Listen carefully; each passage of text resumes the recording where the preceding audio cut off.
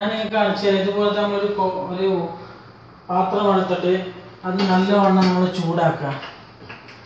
ഈ പാത്രം നല്ലവണ്ണം ചൂടാക്കി ഇങ്ങനെ ചൂടായി വരുമ്പോൾ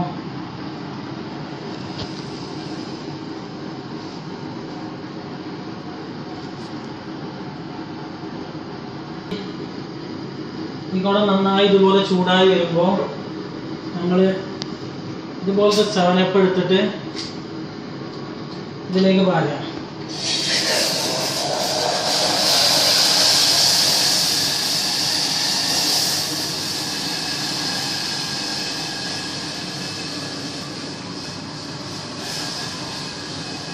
മുഴുവനായി ഇതിലേക്ക് പോരാ. ഇത് തിളച്ച് നല്ലവണ്ണം തിളച്ച് വരണം.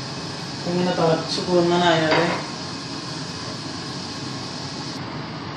ഇതുപോലെ നല്ലവണ്ണം തിളക്കണം. ഇതിലുള്ള ആവി മുഴുവനും പോയി കഴിയണം. തിളച്ച് അതിലെ ആവിയൊക്കെ പോകുമ്പോൾ അതിൻ്റെ കളർ ഇങ്ങനെ മാറി വരും. ഇത് കണ്ടോ, ഇത് കരിഞ്ഞ അവസാനത്തിലെത്തിയപ്പോൾ കണ്ടോ ഇതിൽ ഡാറ് പോലത്തെ ഒരു വസ്തു.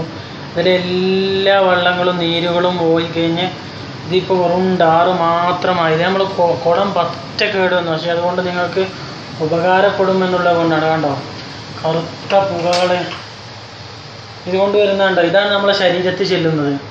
അത് ഞാൻ കാണിച്ചു തരാം.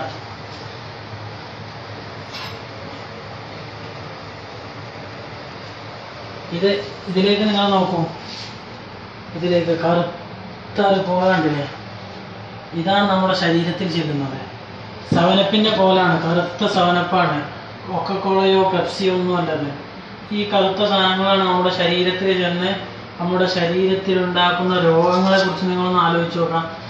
ഇതുകൊണ്ട് എൻ്റെ ഈ ഒരു പാത്രം എനിക്ക് നഷ്ടമായി, അത് പ്രശ്നമല്ല. ഈ പാത്രം കൊണ്ടല്ല, ഇതുകൊണ്ട് നമുക്ക് ഒരാളെങ്കിലും രക്ഷപ്പെടുകയാണെങ്കിൽ അതാണ് നമുക്ക് നല്ലത് എന്ന് കരുതുക. നിത്യമായിട്ട് ഞാൻ ഉപയോഗിച്ചിരുന്ന ആളാണ്. ഇങ്ങനെ ഞാൻ ഇതിനൊരു പുസ്തകത്തിലൂടെ വായിച്ച് ഞാൻ ടെസ്റ്റ് ചെയ്തപ്പോൾ എനിക്ക് മനസ്സിലായതാണ്. ഇതാണ് ഇതിൽ നിന്ന് കൊക്കക്കോള സെവനപ്പിൽ നിന്ന് വന്നതാണിത്. ഇതുപോലത്തതാണ്. നമുക്കറിയാം വെളുത്ത കളറുള്ള ഒരു സെവനപ്പാണ് ഈ കാണുന്നത്.